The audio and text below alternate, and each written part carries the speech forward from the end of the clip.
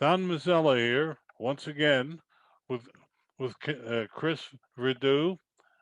Uh, he's bringing back memories because I grew up in a laundromat. My parents had two, but he's done something even more helpful to the environment, and he's here to tell us about it. Chris, welcome to the program. Hi, thanks, Don. I appreciate you having me today. Well, as we ask all our guests, and you have an interesting background, tell us a little bit about yourself personally. Then, afterwards, about your company and product, and finally, a website.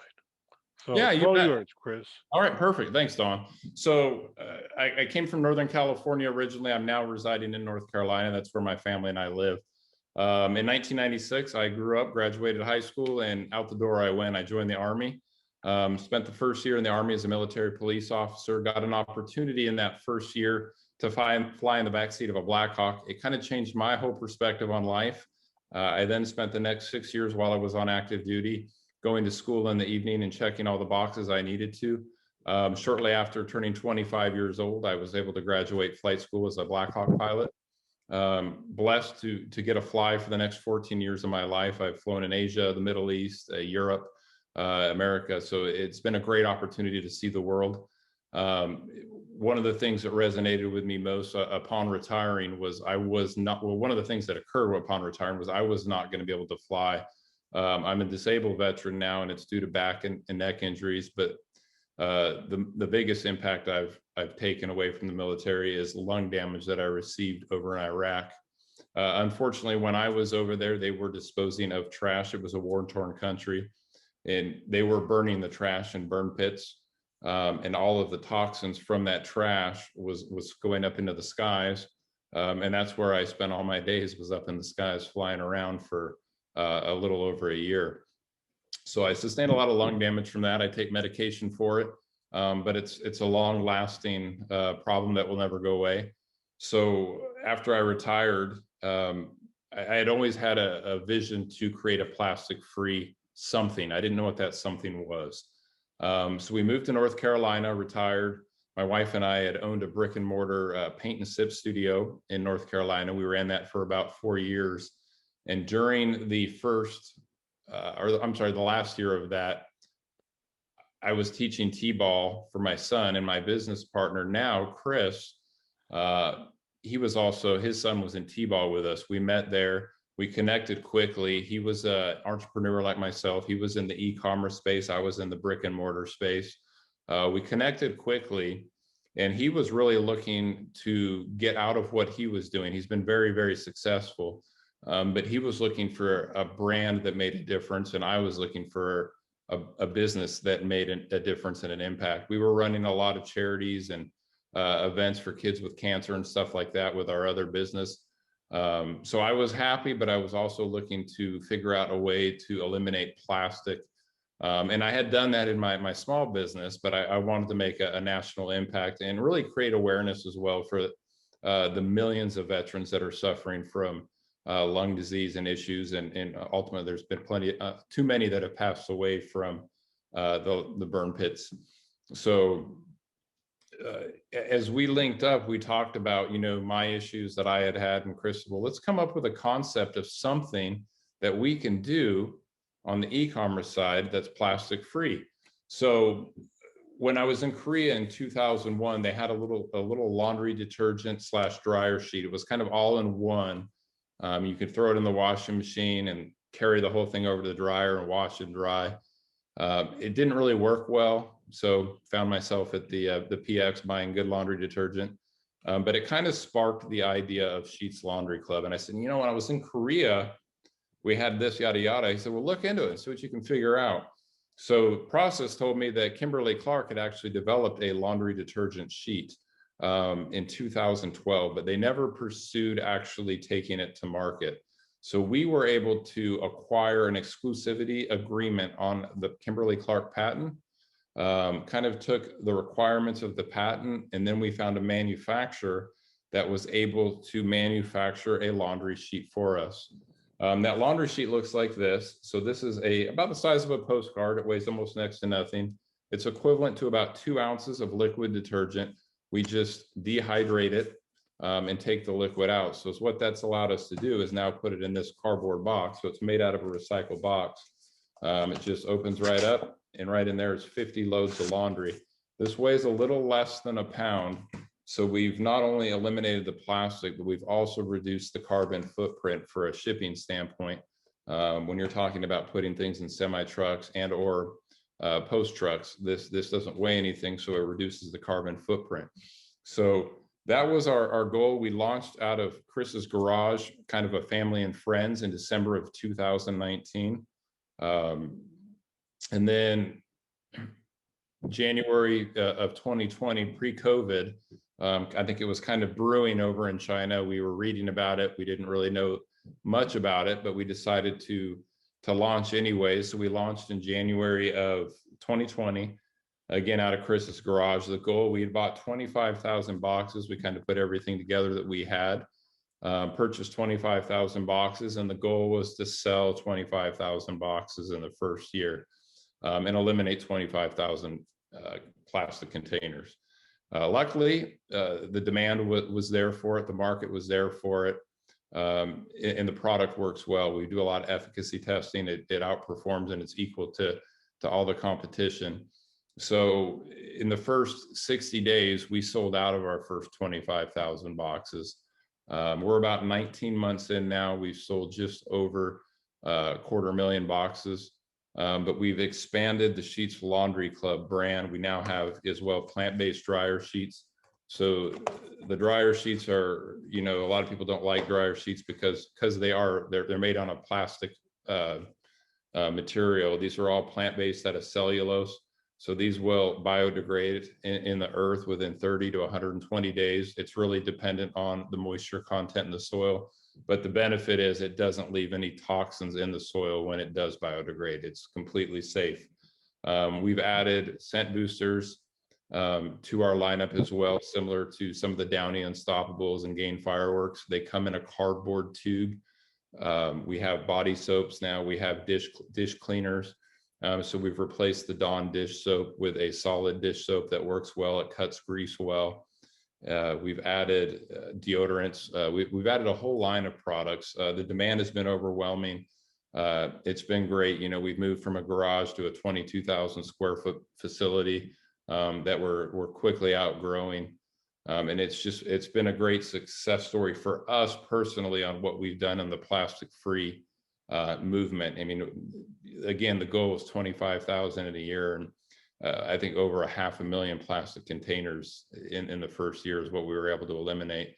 So we've really exceeded what we wanted to do. We've now partnered with One Tree Planted, so we're able to plant trees and make donations to them and help plant trees. The goal here in August is to start planting a tree for every box of laundry sheets sold.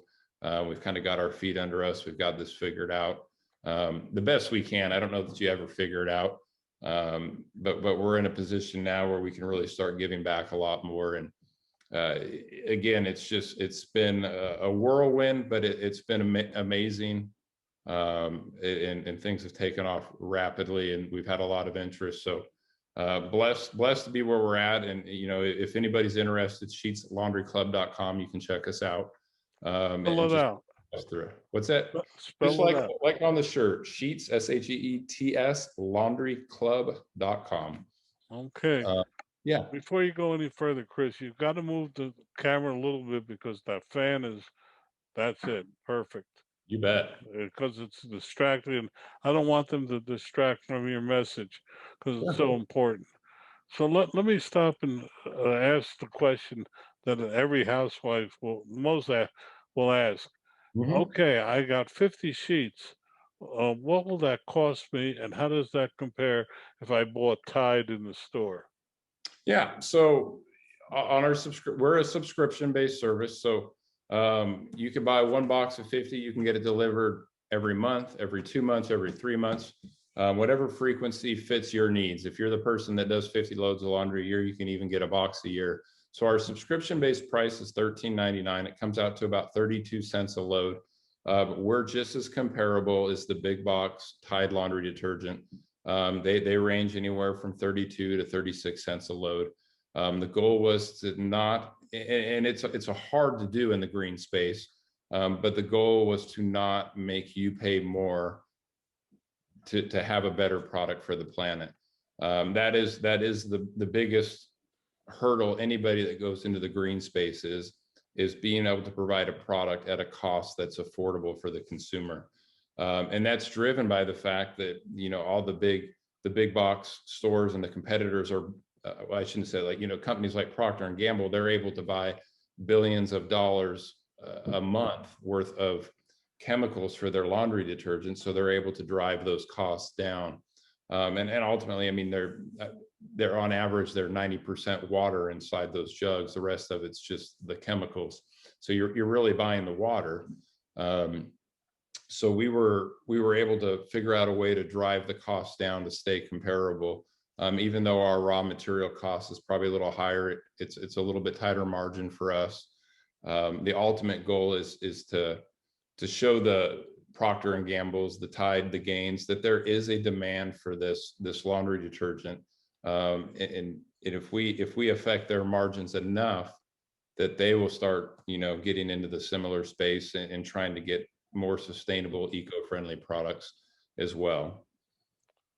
It would seem to me that this also works on the commercial laundry side. Have you thought about? Yeah, Uh, okay, yeah, yeah. We've been in talks with a lot of the larger commercial vendors, especially hotels. A lot of the hotel chains have expressed interest. Um, so again, in talks with those, we're in talks with several large companies right now, working through the deals right now to see what we can do for them that benefits both parties, that we can continue to grow. but let me ask you this question: there are the big home washers and dryers, you Sure. know, and then there are the smaller units. How does one know when to put in one sheet or two sheets, or is one sheet enough for all sizes? So we explain it on the back with the instructions. We recommend, if you're doing an extra small load, believe it or not, we're learning as we grow. There's a lot of people, especially single people, that might only wash a very small load. We recommend, just you can cut it right in half with scissors. It's easy actually to tear in half. Do a half a sheet for an extra small load. For a small to large load, we just recommend one sheet. This is all, this isn't commercial. This is in your home type washing machine.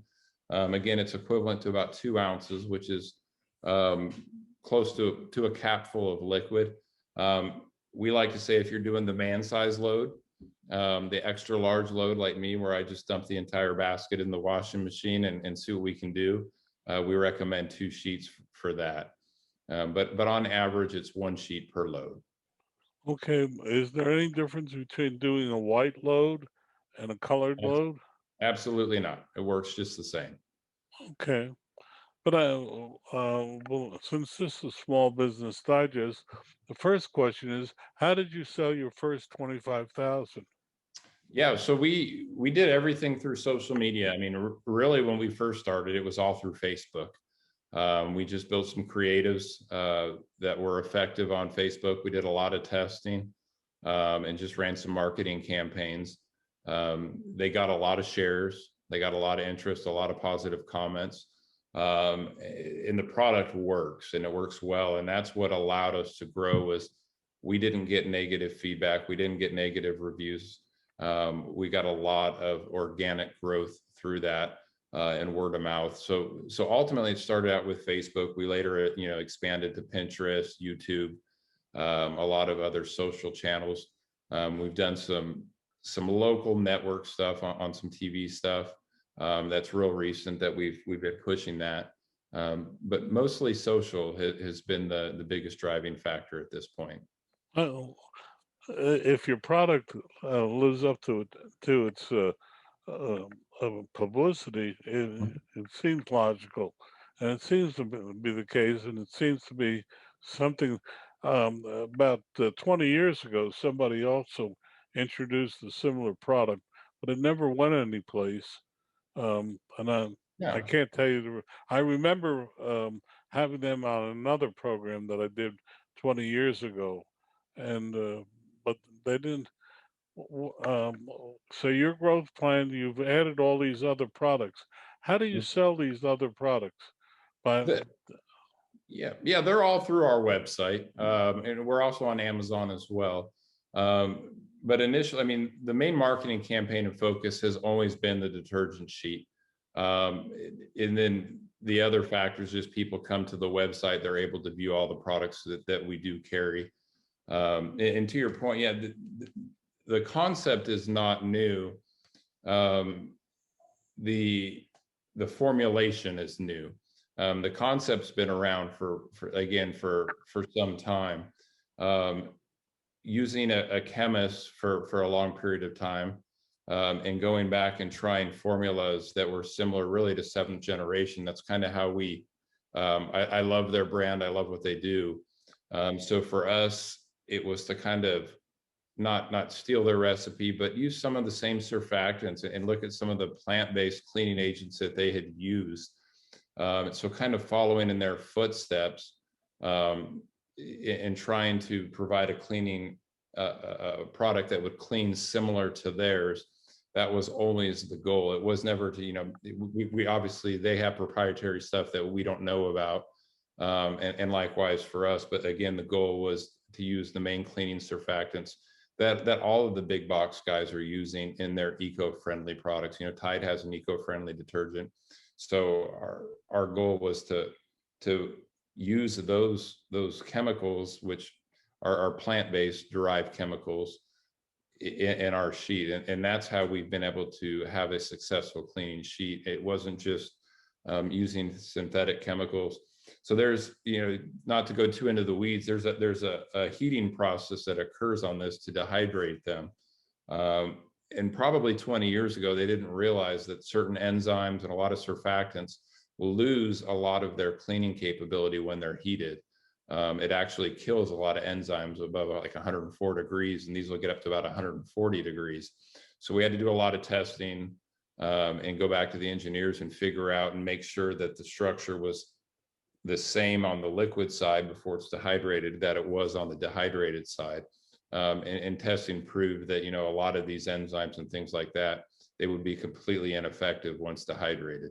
So we worked through that and made sure that, our enzymes and surfactants still had the same cleaning power, once they were dehydrated. Well, let me go sideways for a minute and ask you this question. You got this from Kimberly Clark. What what's to prevent them for you proving the concept and then they going out and developing their own product? Sure.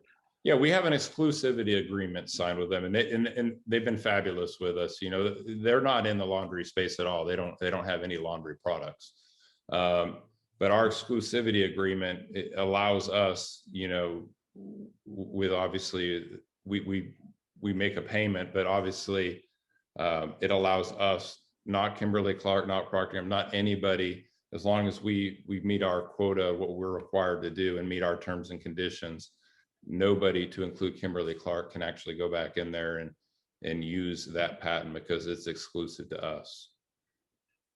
Well, that's good to hear. It's just that Yeah. it's the David and Goliath. Yeah.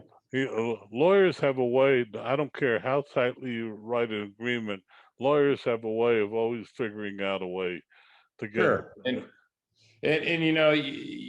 we got to keep the blinders on. We stay focused. There is competition that's came out since us that is, we feel in direct violation of it. We're growing rapidly. I can't afford to spend, everything we make on lawyers and try to fight the competition right now. The goal is just to keep digging in and driving. And ultimately for us, the patent wasn't to protect us as much from the competition, which ultimately protects them as well from Kimberly Clark. It was to protect us. So as we grew, that any of the big companies couldn't come in and say, hey, let's go buy this patent, or let's, and just shut these guys down and put it on the shelf and get rid of that concept. That was our biggest fear, was, we start to get some traction, and then, one of the big companies makes a purchase of this patent through Kimberly Clark and sends us a letter, cease and desist, and there's nothing you could do at that point. So we did our due diligence and made sure that we could cover ourselves in the event that this grew and took off, which it has. Well, that's good. Can you Yeah. show the packaging again and the for our audience? Yeah, so this is just a box. It's just a little pillow box is what we call it. It's kind of hard to open from the side, but it just opens right up. You can see all the sheets just kind of sit in there. It's about 2.5 inches thick, about 4 inches wide, and about 7 inches long. It's got the directions on the back, super easy to use. And like I said, they dissolve almost instantly.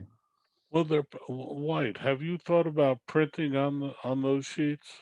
No, and the reason behind that is you could put dye, you could change the colors. For us, it's ultimately about providing the cleanest um, cleaning product possible. And anytime you add dyes to it, you're adding a chemical to it.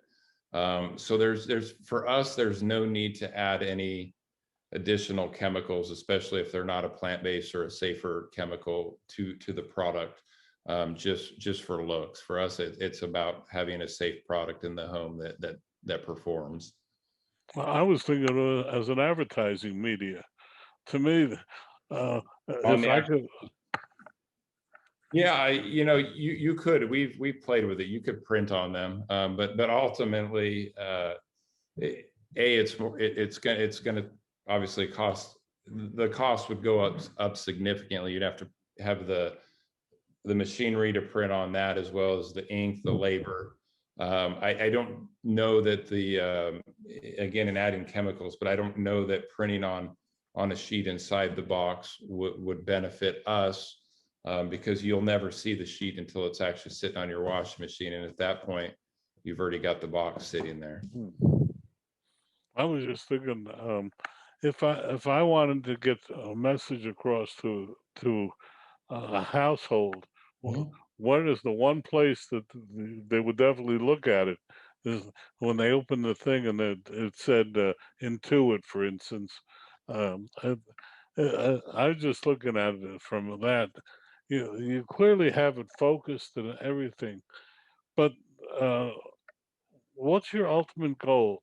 Is it to provide all of these products environmentally, or do you have an exit plan yet? Or No, I mean, our goal ultimately is to continue to be, first and foremost, our focus is a plastic-free company. That is the number one goal.